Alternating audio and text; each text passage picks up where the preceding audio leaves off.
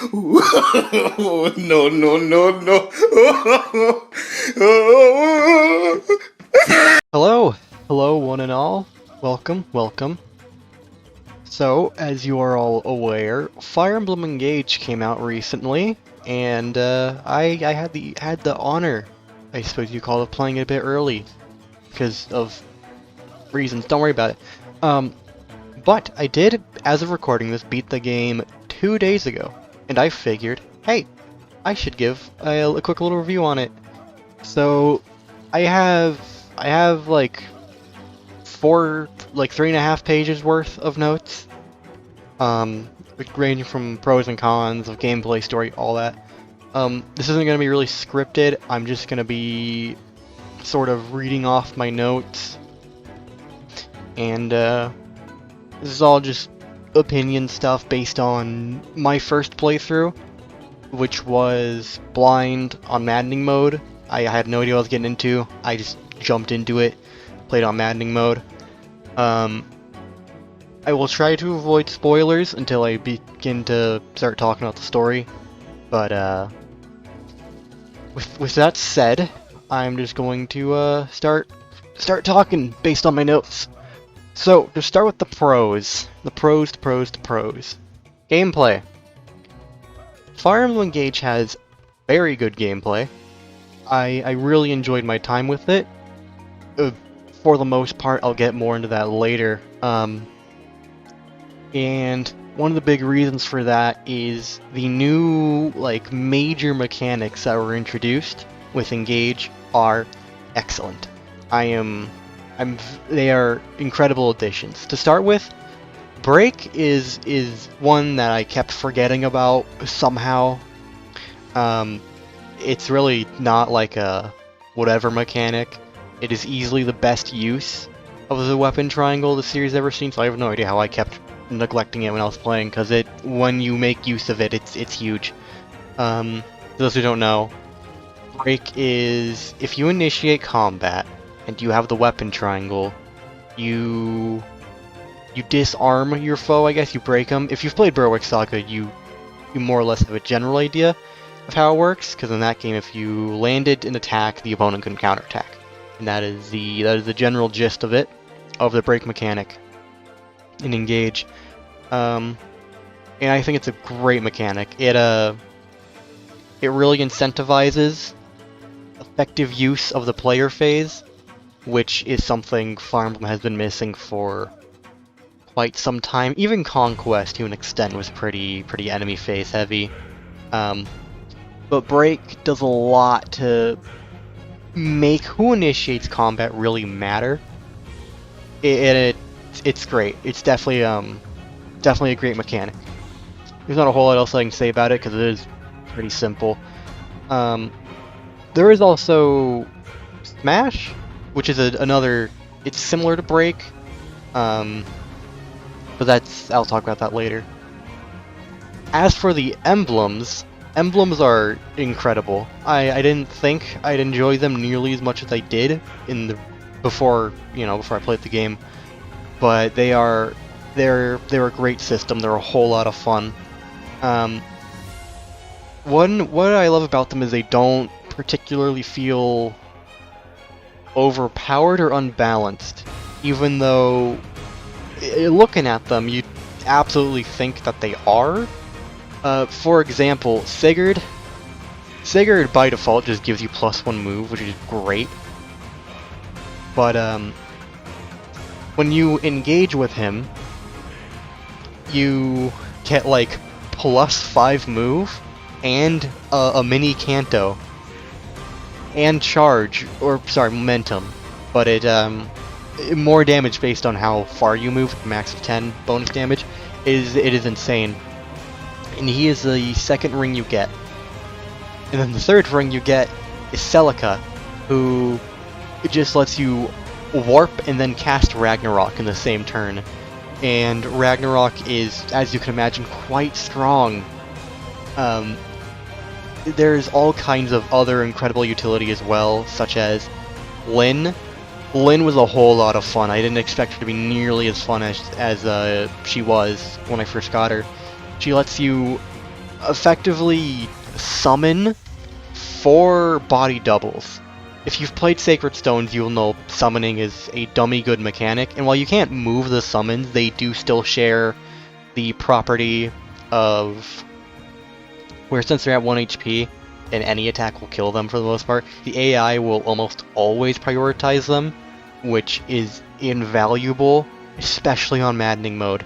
I got so much use out of using Chloe to summon in a bunch of body doubles, and just survive, pretty much, because she's super evasive, so her doubles were, of course, evasive as well. And it was a lot of fun. Her Astral Storm as well was a lot of fun. Being able to just nuke an enemy from afar, specifically flyers. It did fall off, similar to Warp Ragnarok, just because the damage didn't scale as much as I was hoping it would. That and flyers are extremely bulky in Maddening mode later on, but that is, again, something I'll talk about later. Another one is Micaiah. Micaiah is probably one of my favorites. By default, she gives any unit the ability to use staves, which I think is super fun. You can give your thief staves, you can give a swordmaster staves, you can give anyone you want staves. But I prefer to put Micaiah on units who already use staves, because what she also gives when you fully engage with her is she gives you a ton of extra staff range, and she gives AoE to all your staves. So for example, if you try to use a rewarp, which is usually only on yourself, you can bring 4 people with you. And it's insane. It is dummy good, but it's so much fun to just make the most out of. It's a very fun tool. Same thing with Byleth, who can use genealogy or heron dancing. You can also rally. Corrin can debuff and lock foes down in place, super fun. And also create terrain, which is incredible. Being able to create terrain is unheard of. You're not able to do that in any other Fire Emblem game. So it's super fun to have that tool from Corrin. And as a whole, emblems are just great. I love all the different combinations you could do with them. It's not just, oh, you put Marth on Alir and then it's whatever. One thing I did is I adapted who got my emblems based on my strategy. In Chapter 5, I put Marth on Lewis, an Armor Knight, because I wanted him to enemy phase a Lance Armor with the Rapier. And armors are immune to break, meaning he could do that. And so just stuff like that is what makes emblems super fun to use. There are, of course, some weak links, like Roy, who just kind of gives you big stats. That's about it. But still, it's you get so many fun emblems. Just one weak link, I don't mind a whole lot. Now, another, well, rather not like a new mechanic, but an overhauled mechanic that Engage added was the class type system. For most entries in the series, it was just, sure, there were technically class types like armors, infantry, cavalry, but it didn't mean a whole lot outside of effectiveness and some movement types. But in Engage, there's a whole your class type really matters. There are of the class types, there are Dragon, Covert, Backup, Key Adept, Mystical, Flying, Cavalry, and Armored. Yes, I believe that's all of them. There might be more. But all these class types have their own bonus to them. For example, Coverts, which would be archers and thieves, they get doubled avoid bonuses from terrain, which isn't very exciting on bow units, but on thieves it's incredible. It makes them amazing dodge tanks, which I know dodge tanking isn't exactly a reliable strategy, but coverts make it more reliable. There's also backups, which allow you to participate in chain attacks, which are another fun feature that it emphasizes positioning, which is great. There's Key Adepts, which allow you to chain guard, which is another fun mechanic, kind of like chain attacks. Mystical is... it gives units the sort of... if you've played Gaiden in 3 Houses, you'll know that magic in that game ignores terrain bonuses. Mystical gives magic that property, where it ignores terrain bonuses, so it gives it some nice utility. All this stuff balances out classes in a way previous games didn't really attempt to. Because previously it was, oh okay, flyers and cavalry dominate. But in Engage are a lot more balanced, and I actually had a reason to keep units in classes that don't just give the most movement. In 3 Houses it was just, you put everyone in a Wyvern Knight, and then that's that. But in Engage, I wanted a good balance of backups and cavalry and key adepts and mysticals, because they all serve different purposes. They all fill out their role very nicely. Speaking of chain attacks and chain guarding, like, this game adds a lot of new fun tools outside of the emblems that are a lot of fun to play around with. One of my favorites is the Obstruct Staff, which you get in Chapter 5, and you can just start buying him. Like, I feel like the game knows how fun they are, because you can buy a ton of them. You get so many Obstructs. But it like, if you know what a light rune is, where it's just a little impassable tile, that's what the Obstruct Staff does. It just lets you place down an impassable tile, and it goes away after turn. And it's so much fun, because you can like manipulate the map itself to your strategy. Anyway, I used it so much. Like, I would bring along units who could use staves just to spam Obstruct. It's super fun. Chain guarding's really nice as well. I feel like chain attack and chain guard strikes a good balance between like, because in Fates I liked pair up. I liked the dual guard, dual attack. I thought it was fine. I didn't like how it still sort of incentivized you to low man and just use half your army's backpacks. But with chain guard, I think it finds a good middle ground where I will still bring key adepts just for their key adept stuff, but they are still contributing. They're not just boosting stats on a big funny unit. Oh, and that's a lot of fun. Another great thing about Engage is that finally we have chapter variety and good map design. For the most part, again, I'll get to that later. Maps never really felt too big, which I'm very thankful for. Something Fire Emblem games have been struggling with recently is maps being far too large. But in Engage, there's like kind of a universal -1 movement penalty to like every class ever. So the default for unpromoted infantry is 4, standard for promoted infantry is 5, and then cavalry have a max of 6. Which I feel like lets them get away with making maps a lot smaller.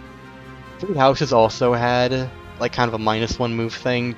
On some classes, it was mainly just your like noble commoner, like those classes, the intermediate ones, or beginner class, intermediate, beginner, I don't remember, doesn't really matter. But and maps just were too big in the early game. It wasn't fun. But there's a lot of fun maps in Engage, and there's no reused maps either. Like, in 3 Houses, Echoes, what have you, maps were just kind of made to be maps. They were made to be recycled. But in Engage, each map is built around its specific objective, its specific boss, its specific point in the story, because they don't reuse maps. It's great. It, specifically, some of my favorites are Chapter 7, which is like a straightforward bridge map, but it's a lot of fun. It reminds me a lot of the bridge maps from Tellius, but better, because the bridge maps are kind of not great in Tellius. 10 was another really fun one, because they treat it like it's sort of an end game, and it was pretty fun. 17 was another one, mainly because it was brutal. It was brutally hard with all the bosses you had to take on at once, but they're fun. There's a lot of really, like, all the maps are memorable, I'd say, for the most part. There are some kind of whatever ones, specifically in Solm, but for the most part, they're all pretty notable, pretty fun. And it helps that I get to play these pretty fun maps with my fun units. Yeah, unit customizability. It's a lot of fun in Engage. I think it strikes a good balance that Three Houses and Fate's Awakening didn't really hit. There is skill inheritance, which lets you inherit a select number of skills from the various emblems, and you don't have to... It's really nice because you don't have to grind this up. You don't have to grind out classes or class ranks or what have you like in previous entries. You just had to have the right bond level with the emblem and have the right amount of SP to get the skill. Which, SP is kind of a commodity. You won't get a whole lot of it until later on. So you kind of have to save up for the stuff you really want. But your emblem, your bond rank with emblems is super easy to build. You just go to the arena, you pay the fee with the bond fragments, which are a dime a dozen. You get a ton of them. If you ever load, just redeem your achievements. Guarantee there's 20 you haven't yet. And it's a lot of fun to deck out my units because it is only 2 inheritable skills at once, but there's a lot of options. There's a lot of fun tools you can get. Like you can inherit Draconic Hex from Corrin, which makes anyone just great utility. Especially on range units like archers or mages. It's great stuff. Another one I like is another part by unit customizability I like that is reclassing. Reclassing has been fine-tuned to nearly perfection. It's got its issues, mainly with the class table being a little imbalanced. There isn't much of a reason to go Berserker rather than Warrior, outside of like the S rank axe, I guess, but you don't get that till far later in the game.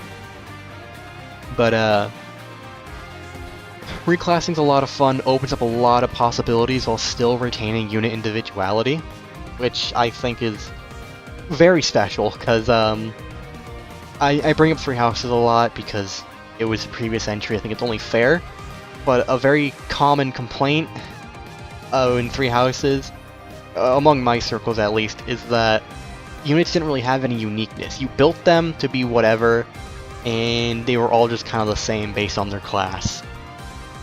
And that's not really a thing in Engage. There are still, of course, some issues where units feel kind of samey, but for the most part, I can talk about each unit individually and have something to say about each of them, for better or for worse. The class table also just has a lot of fun options. I think Royal Knight's cool. I like the Mystic Master Martial Master, that's what it is. There's all kinds of fun classes you can play around with. Unfortunately, you don't get a whole lot of them in the main story. Like, you won't be getting any sword armors, or sword cavaliers, or... You don't have a whole lot of unpromoted units in these classes, which is something I'll touch more on later once I get to the cons, because I want to focus on the pros right now. Another nice thing I like is... Because Engage, for those who don't know, it was very obviously meant to be an anniversary game. It pays homage to the series in a lot of ways, like with the emblems and what have you. And each emblem has their own paralogue, which is a sort of a trial, I guess, where you fight the emblem in a map from the game they're from, except for Lynn. She gets a FE6 map, because sure. These paralogs are a really nice way to pay homage to previous entries, but also being like a really fun concept where they get to remix chapters that we're familiar with, such as the the infamous 313, or the Defend map from Path of Radiance, the one where you get the base for the first time, or gosh, what's another one? Oh, Sigurd's is fun. It is It is chapter 10, but only like it's only like the last two castles with chapter 10, because obviously they can't just port the whole thing and be too huge. And it's really nice to see these maps again in a remixed fashion, while also having, you know, literal remix with the soundtrack. There's some great music in this game on that note. One thing I'm a big fan of is how each kingdom has its own style. Solm is a lot more upbeat with like bongos and something like, hey, great stuff. I'm a big fan of it. Brody is a lot more like slower paced. It's a lot more like something you'd find in Radiant Dawn. It's a lot more orchestral and proud and mighty. It's a kingdom of might. Fiorene's music is boring and forgettable because Fiorene is boring and forgettable. Brilliant stuff right there. What they also do is, I love this, there's dynamic music, where it's most notable in Chapter 10, where in the second part of that map they add like a male choir to it once you get to the second part of that map. It's amazing. It's incredible. I'd say the music tells a far better story than the writing itself does. But, you know, writing, I'll get to that in a bit. Another thing I want to mention is bosses have multiple health bars now. This is kind of normalized. If you play 3 houses, you'll know monsters normally have multiple health bars. It's just kind of a thing they do. But they typically move as well, which I think is pretty bold. Bosses are far more involved and aggressive and engaged compared to the previous entries, where it's pretty common for bosses to just sort of just kind of be a footnote. You're just like, stationary armor on a throne, throw Sheeta at him, you know? But, they're a lot more involved. Chapter 14 especially, that, I'm sure you ask anyone, they'll tell you that the room with the 4 bosses is the, like, most intense part of that chapter. And it's for good reason. It's a fun segment, having to figure out how to take down all these tough enemies in, like, a safe, efficient manner. And to cap this off before getting into sort of... I'm going to talk to Somniel on its own, because I don't think it's a pro or a con. There is some nice quality of life changes made. They took a bit of getting used to, but once I got used to them, they were so convenient, and it's going to be weird going back to previous entries without them. For example, a unit's combat stats, the specific weapon, for example, how much they're weighed down, what their hit rate will be, what their avoid will be, how much their attack power will be. All this stuff is just kind of displayed if you view the weapon in the unit's inventory. So for example, say there's a sword that is 6 might, and your unit has 6 strength. If you go to view the sword, it won't tell you, oh, it has 6 might. It will just tell you, oh, unit will have a physical attack stat of 12. So it saves you a lot of mathing and lets you quickly check stuff on the fly, which was super convenient. I do wish it was a bit easier to view the actual stats of weapons, because it is kind of cumbersome. You can only do it in some menus, and then some others it just only displays the in-combat stats. But another nice thing with the quality of life is you can preview how much damage a unit will do to enemies in range without needing to check the battle forecast, where if you move a unit up to a group of enemies, it'll just, like, their health bar will kind of flash, and it will kind of move down to how much damage a unit will do in a single round of combat with them, which is great. It's super convenient. That is about all the positives. I could go into more detail, but I'm sure you get the gist of it. The gameplay is super fun. The class system's fun. The soundtrack's great. The game just feels smooth to play. It's purely as a game, it's super fun and it's great, and I'd recommend it for that alone. But let's move on to the cons. This one's kind of a half con, half pro. The Somniel. The Somniel is the equivalent of the My Castle or the Monastery from 3 Houses. It has its own ups and downs. To start with, the biggest pro is it's very non-intrusive.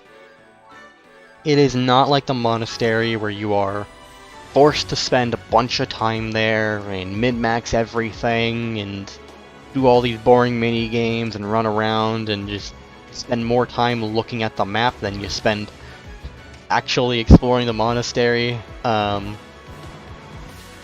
It's definitely a lot better in this game. I never felt the need to, oh boy, I finished the main story chapter, better make my rounds around Somniel. All I really did was just do shopping in the armories and all that stuff. Maybe sometimes I do cooking, but I never found it to be a huge bonus. But that's not to say it's great, because there is still some annoying walking around if you just want to get the actually useful gameplay stuff. Like, you can adopt animals and they'll like sort of generate materials for you. This isn't really a great system since dogs are just easily the best because they give you forging materials, and forging is a pretty fun system because you want materials for... Because weapons are unbreakable in this game, so you kind of want to invest in individual weapons because they're going to be with you for the entire game. And same thing with engravings. You want to kind of customize your weapons with engravings that give various stats, and you have no reason not to just fill your barn or whatever with dogs. And then you have to walk over to them, and you have to collect it all individually, and then... Oh, heaven forbid you want to do, like, some heavy skill inheritance. Where what I had to do is I'd have to look over, okay, what all can units inherit? What do I want on them? What proficiencies do they need? What bond level do they need? What have you?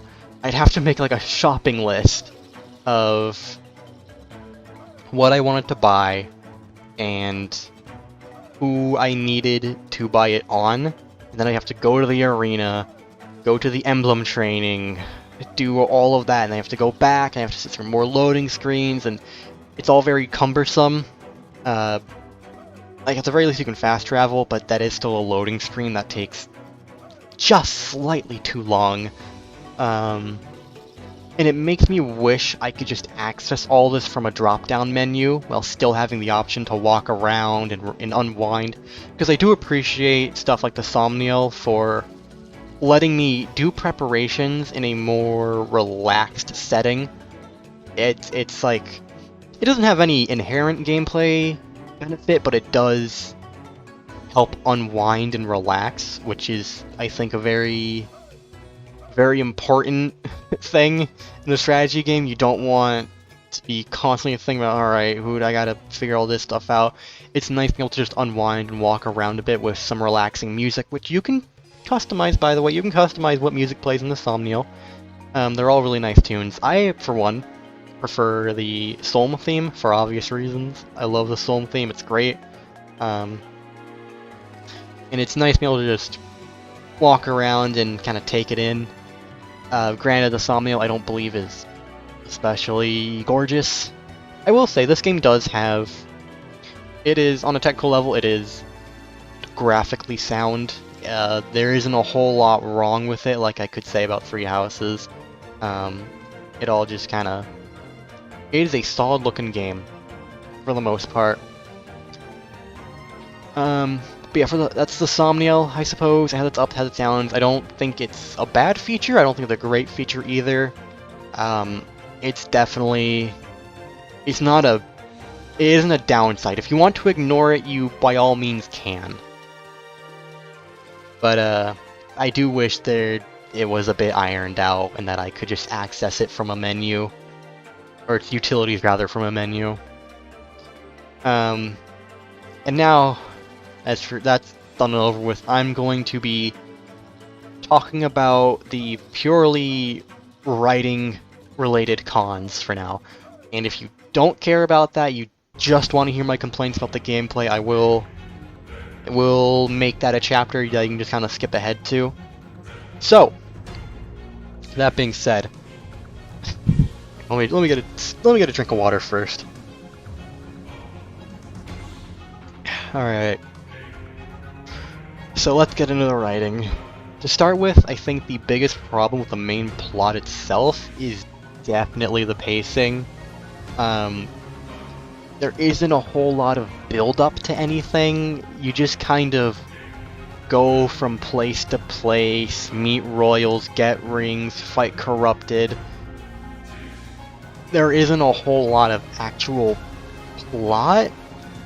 It's mainly just roaming around and things happen sometimes.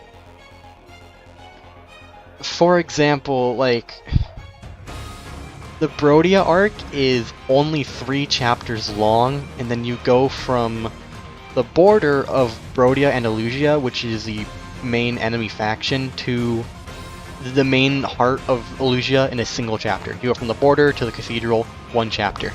And it's treated as some grand climactic end of an arc. And there was no build up to this. There was nothing about these past chapters leading up to a confrontation in Elusia. It's just, you go there, the good music is playing, and chapter 10's pretty fun. And it doesn't feel earned. And, like, after that grand climactic end of an arc, it's just spent in this excruciating long 5 chapter long arc in Solm where nothing of value happens. You don't learn anything new about the plot, there's no good character interactions, because there's no good character interactions in this game's main story. More on that later. It's just... because then, like, suddenly you hit chapter 17, my bad, and it's just... they just kind of condense all the plot beats into single chapters. For example, in chapter 17, you learn everything there is to learn about Vale in more or less one scene, where one of the villains very dryly explains to you everything about her and how there's 2 Vales, and, you know, it's very poorly thought out. There is also the entire, I hate to call it an arc because it's not even an arc, it's one scene where Alir learns that she is Sombron's child, that she is not a divine dragon, that she is a fell dragon. She is the child of this evil, this almighty evil that she is trying to destroy, and she is in no way a divine dragon. She has been worshipped for 1,000 years, and she is a fraud. And this should shake her whole world. This should be a huge deal. This should change everything about how Alir perceived both herself, their self. I played, I used female Alir, so I'm used to calling her them a she, so if I do that, that's why. It should change how Alir is perceived by both themselves and others. But instead, it is one scene where another random villain just goes, you're Sombron's child, Lamau. And then Alir's like, oh wow, oh no, I'm a fraud. But then all of Alir's friends are like, no, Alir, you're awesome. And you're a great leader. They say that a lot. They say Alir's a great leader a lot, but it's also not earned, because Alir has the charisma of a plank of wood. All these plot beats are just very rushed, and it's... well, I hate to say rushed, because if anything, they're dragged out, but then, like, elaborate on in a single chapter. Which is almost worse? Yeah, I'd say that's worse. Speaking of being dragged out for too long, so many scenes just go on and on and on. Like, Lumera's death, plural deaths, don't worry about it, they go on for far too long, as Alir holds her in her arms and they just spout the most cliched garbage. and she just doesn't die. She just refuses to die until they've gone through all the cliches. And then there's the confrontation with Sombron in the endgame, where there are so many cutscenes, and they're all so poorly choreographed, because this whole game just has very poorly shot cutscenes. People just kind of stand around and talk at each other, not really to each other. It's just everyone just kind of talking at Sombron as he's just sort of standing around, not really doing anything. And then he takes away all your rings. It's like, oh no, they've been shut off to another world, but the realms to the other world or whatever has been gated off, they're gone now. But then Alir immediately just summons them back because she just immediately summons them back. There was no point to Sombron trying to take away the ring because they just immediately came back. There was no point to any of it. Speaking of no point to anything, there's a chapter where you go back in time, beat up Alir 1,000 years in the past, and end up causing a time paradox. One chapter near the end of the game, and they just kind of move on. It is baffling, to say the least.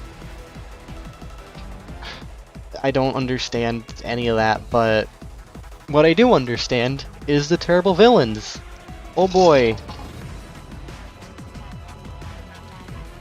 Fire Emblem is no stranger to some truly terrible villains.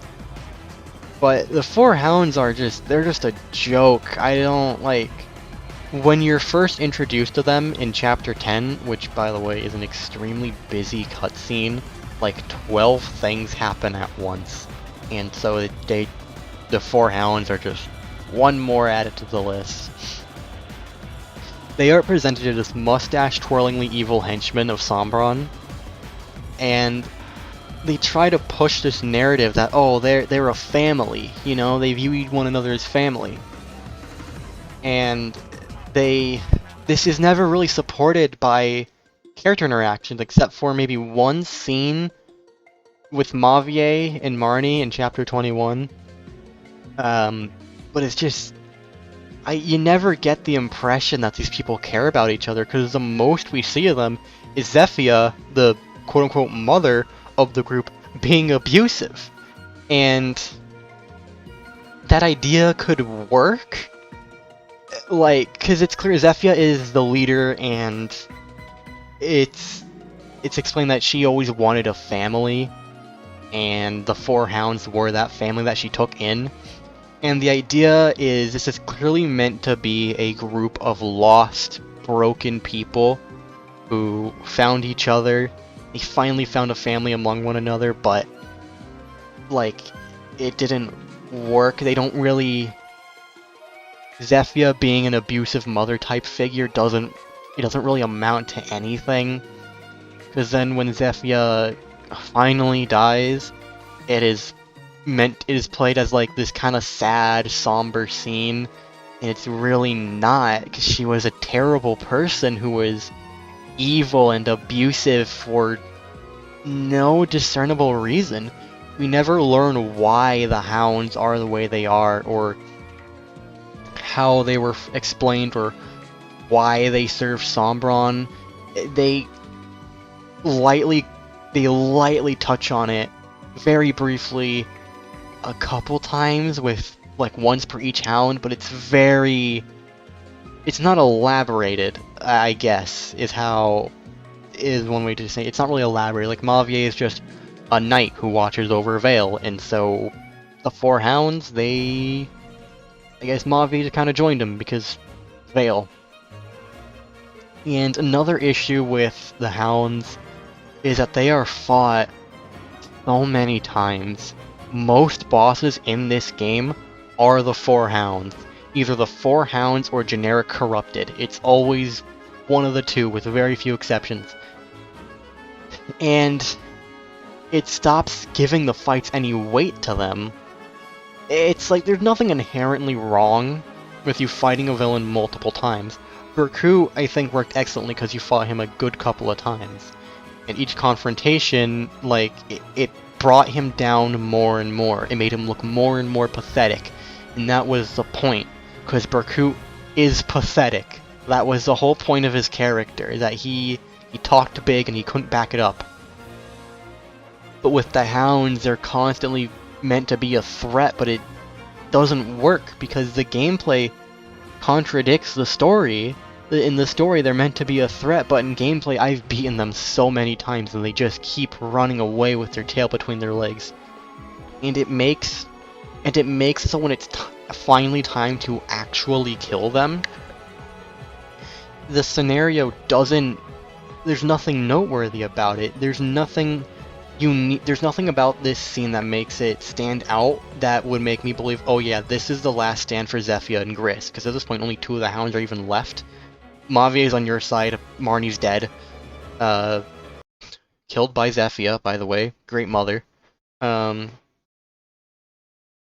the only reason you have any reason to think that this even is the final showdown with him is because Vale, or rather Alear outright says, hey Vale, this time we probably have to kill them.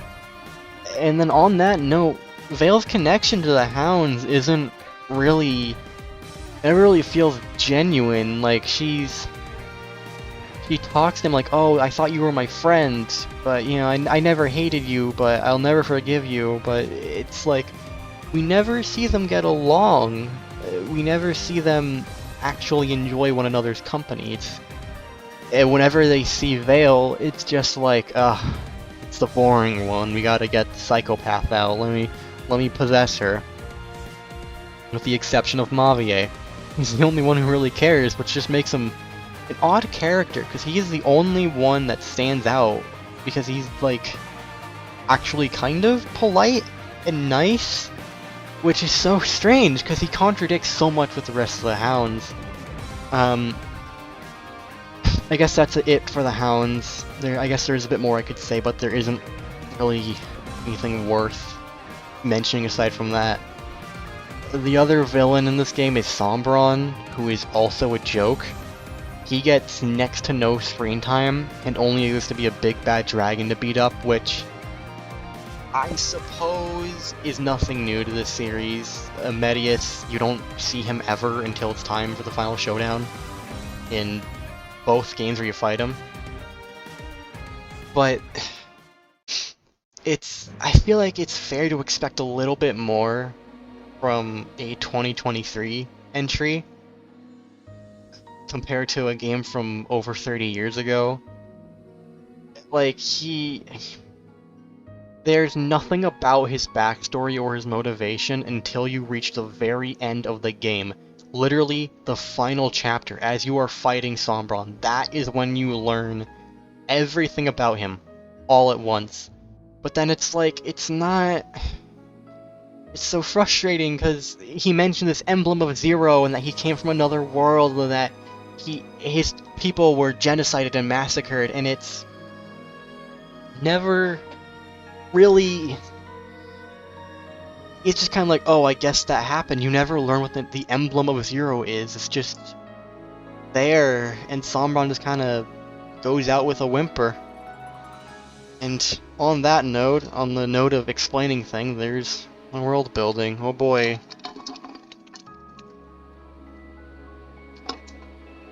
Sorry, water break. The world building is truly abysmal. Each individual kingdom doesn't really get anything beyond just, oh, Burine is the peaceful one with grass. Brodia is the kingdom of might with the mountains. Solm is a queendom in the desert. Cool. But we never really see their culture. We never really see the politics of each kingdom, which you don't need that, sure, when it's just as black and white as they beat up the evil dragon, but if I'm gonna spend all this time in all these kingdoms, and if the main cast is going to be made up of royals from these kingdoms, I would like for the kingdoms to have, like, depth to them, have anything to them, really. And there's other events like a war 1,000 years ago where Alir met her foster mother, where Sombron was slain for the first time. This is never really explained beyond Sombron initiating it and him just kind of being a big ol' meanie, and all of Sombron's children except for Vale and Alir being killed. That's it. We don't really learn a whole lot else about it. And dragons as well, they're a thing in Engage.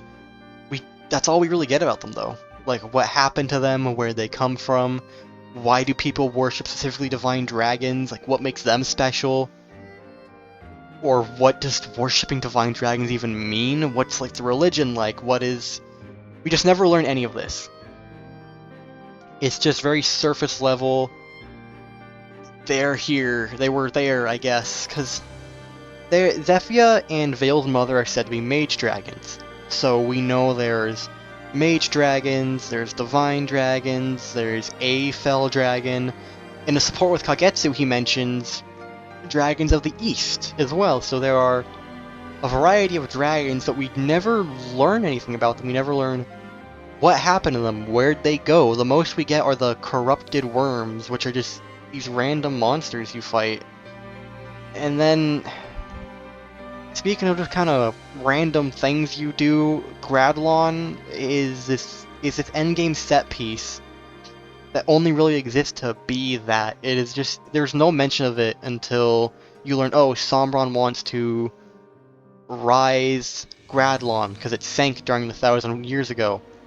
How? We don't know. We don't know why it was sunk. We don't know how. We just know it was. And so we just kind of go there because we need a late game set piece. And it's very, very underwhelming. And speaking of underwhelming, the character writing, it is truly terrible. The dialogue in the main story is delivered in the most shallow, unnatural, dry way possible. As I mentioned before, your main crew, your main ensemble cast is made up of royals from each kingdom. It's Alir, Alfred, hate Alfred, Diamant, Ivy, and Tamara, I think. I don't even know her. I can't remember her name. That's how relevant she is. And sometimes Vander. He's there a little bit, kind of. But all these characters never... They are treated as your main cast. Like the Royals and Fates. But they don't do anything. They just stand around, and sometimes they will say a line of dialogue. They never say anything of substance. They never say anything with any flair to them. It's just, they're just kind of there in cutscenes, and they kind of stand around not doing anything. Which is frustrating, because there is potential here. There is such a clear possibility for inter-party conflict and actually interesting character arcs, like Ivy being a turncoat on her kingdom, or Ivy and Diamant, like, Ivy's father is responsible for ruining Diamant's life. He invaded his kingdom, he killed his father, turned him into a corrupted. There's definitely potential for them to not like each other, but all we get from this in the main story is one line from Alchrist in chapter 11 that Diamant just goes, "No, it's fine, don't be mean, she's our friend now." And it's similar for the emblems themselves. None of them act like themselves, and they don't have any discernible personality, which, I mean, hey, I guess in that sense they nailed Byleth for sure, but it's annoying because Marth and Sigurd and Leaf, it's cool to see them again, but they're not really themselves. No one says, Marth doesn't say anything that's specifically like, you know, oh yeah, Marth would say this. He's just another person who is obsessed with Alir. And speaking of, Alir is... I want to say the worst Fire Emblem Lord, but definitely my least favorite, just because they're... They are literally a god that is just kind of worshipped and praised for being the best just for existing. It takes like Avatar worship to a new level. It is ridiculous, it is pandering, it is so surface level, it's also very creepy. Characters will be like, Alfred is like, ah haha, I watched you sleep all these years and I prayed to you and I think of you like an old friend. And Alir's like, okay, that's cool. Like, that's super creepy. All these people are so weird and creepy and no one ever acknowledges it. It's so strange and unnerving. It's similar with the supporting cast. They're all like highly exaggerated cartoon characters from the supports I read, which I started skipping supports for the most part by like chapter 10 because I hated them that much. They were all super gimmicky and poorly written and the dialogue wasn't good. And the cast as well, it is made up almost entirely of either royals or retainers to a royal, which is very restrictive and makes it very hard to like care about the cast because they're all like, oh well, this one's another royal, another retainer. Yunaka's awesome though. I love Yunaka. She is the best. I wish Hiya Papayas were real. But overall, the story feels very slapped together by incompetent writers who both didn't care but also wanted you to care. So the result was a very cliche, boring fantasy anime plot that really forced moments and it just doesn't work. And okay, now we're done talking about the story. Let's move on to some other stuff. To start with, I just want to briefly mention character designs. I don't like them, but one thing I really want to point out is Zelkov, who his design is a genuine gameplay problem because it is hard to tell if he's moved or not, which is frustrating because he's kind of really useful because he's a thief, and thieves are really good in this game. Because poison is like actually useful on the player's side now, and it is exclusively usable by dagger units like thieves. But aside from that, actual gameplay issues I have are low deployment. You are stuck with around 9 for far too long. You eventually get 12 and later 14 near the very end of the game, but 12 should have been the norm. Like, there are some chapters in Psalm where it dips down to 7. It's ridiculous. Another issue is unit power creep, and there not being enough units. Because you stop getting unpromoted units outside of Royals by chapter 11 of 26. So for most of the game, you only get promoted units. And what's very common is for those unpromoted units to just be flat out better than units you've been training the whole time. Like Zelkov was just better than Yunaka. Kagetsu was just better than Lapis. Ivy was just better than basically everyone. And it sucks that there's only a cast of around 36, 38, I don't know the exact number. I'll put it up on screen. But you only have a fairly small cast, which is annoying because, as I mentioned before, there is a fun class table here, and I want to engage. Look at me, I'm funny. I want to engage myself with it, but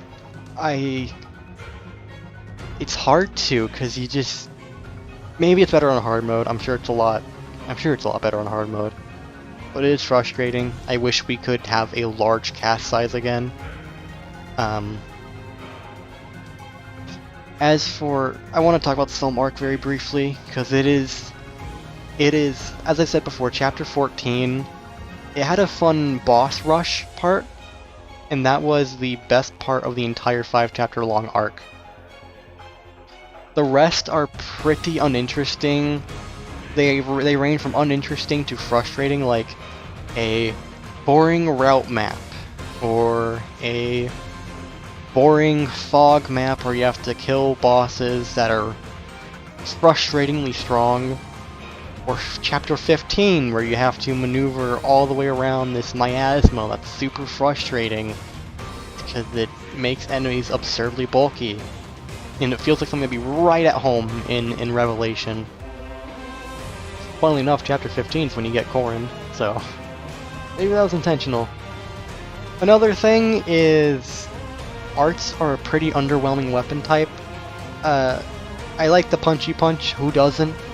But outside of their break potential, because they can break bows, staves, and tomes. Oh, like, I don't think they can break staves. There's no reason. Oh, they break knives. My bad. Wait, no. Knives, tomes, and bows. Yes, those are the three they break. They're unbreakable otherwise. They're a pretty underwhelming weapon type otherwise.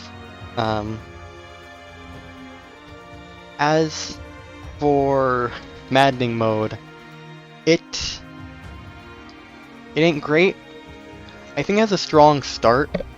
I think the early game, early to mid game is fairly fun. Like up to chapter 11 is pretty fun because it's tough, but it feels mostly fair. I never felt BS'd, I suppose. I felt like I could overcome anything if I just played well enough. I never really had a need to rely on luck in the earlier parts of the game. But it is frustrating because your EXP and SP gain is cut in half in maddening mode, at least from what I've observed, which makes the aforementioned power creep even more egregious because they're just going to come way higher trained than units you've been using the whole game. Another frustrating thing maddening does is it gives every boss a skill that negates effective damage, and it gives them break immunity, which is... it can be very annoying considering just how tough they tend to be, especially with multiple health bars. Another major issue, I think the biggest issue out of all of maddening mode, is enemy scale far too much. You will be fighting 40 speed sword masters, 40 defense armors, like things you have no hope of denting or hitting even by the time you hit around, I want to say chapter 19, which I'd also say is one of the worst chapters in the game. I think the worst enemies in the late game have to be armors, like I mentioned, who have too much defense for physical use to handle, but at the very least they get demolished by most mages. Armor knights, or not armor knights, my bad, wolf knights, who are mounted, use daggers, and are just like overtuned in far too many areas. It's hard to hit them, it is hard to double them, it is hard to really break through them. Because again, they use knives and arts are underwhelming, so you can't really break them because you won't typically have a good arts user. Although that could just be, a skill issue on my part, I suppose. Maybe I should have invested in Fram's combat some more. Who knows? Corrupted worms as well, the only real monster type in this game. They are far too bulky, and they can deal up to a fixed 49 damage, and so they're similar to the Fire Dragon from FE7, where they deal fixed damage, and they just do too much later on.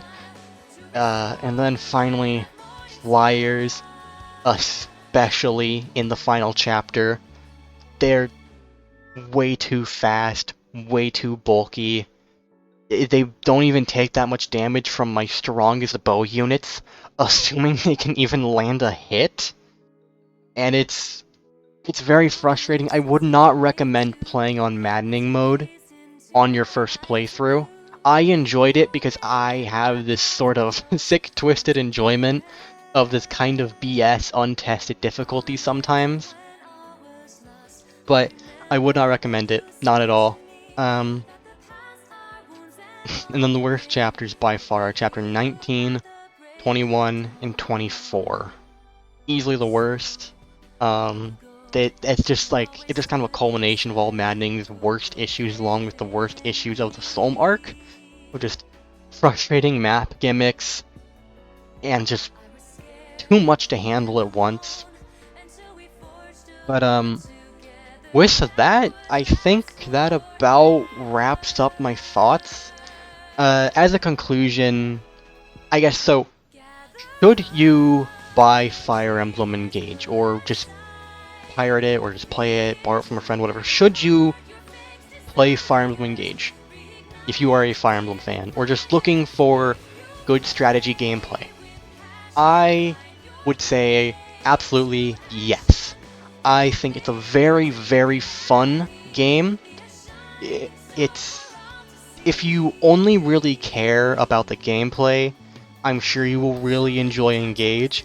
I'd recommend it to all Conquest fans. I'm sure that they're eating this game up right now. Um, I was genuinely surprised how much fun I ended up having in spite of my issues with it, because I wasn't a big fan of. I didn't like Birthright, I didn't like Revelation, I didn't like Three Houses, I didn't like Awakening. I I half like Echoes. I love it, but I also hate it. It's a love-hate thing. But I love Gaiden. I love Echoes, kinda. It's my relationship with Valentia is complicated. So I was pretty disappointed in the gameplay recently. So I'm very pleasantly surprised at how good the gameplay was. But do yourself a favor. First of all, don't play on Maddening, and don't play in public, because you're probably gonna get weird looks if people see you playing this game, because the character designs are questionable at best.